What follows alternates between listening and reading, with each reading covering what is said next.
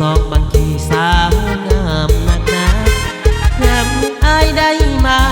พบน้องแก้วตาหน้าฟ้าเป็นเอ่ยห้วยหม้อวังเลืองามเอาเหลือแสนดีลาบน้ำมอนอายยังคะนึงส่วนลำพึงคิดถึงบ่งามสาววังเบียงเจ้ามีชื่อเสียงดังก้องเนื้อนานจนคอยเฝ้าติดตามแม่คนตาดำผมงามเกี่ยวก้องเคยคู่น้องนางเคยฝากความหวังด้วยใจซื่อตรงจะหักน้องมันคงบ่ลืมหลงทำจังหวังเดียวสาวท่าเรืองามเหลือสุพรรณละนายามน้องยิ้มส่งมาหัวใจภาวะแทบจะล่วงหล่นอับอายมาแห้งอยากสร้างแฟนกับน้องหน้ามนยานแต่น้องบ่สน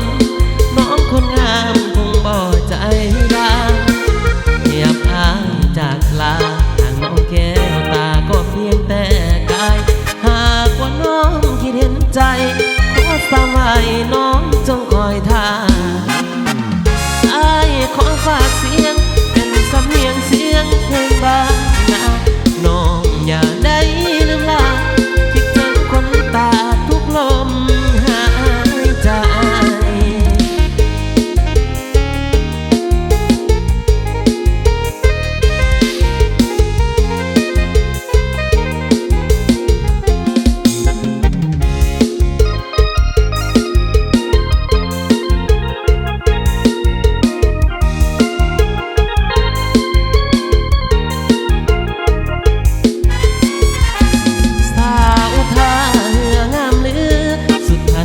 นางามน้องยิ้มส่งมาหัวใจภาวะแทบจะล่วงหล่นหักอายมาแห้งอยากสร้างแฟนกับน้องหน้ามนอยากแต่น้องบ่สนน้องคนงามคงบ่ใจได้อยากอายจากลาน้องแก้วตาก็เพียงแต่กายหากว่าน้องคิดเห็นใจขอสบายน้องจงคอยท่าอายขอฝากเสียง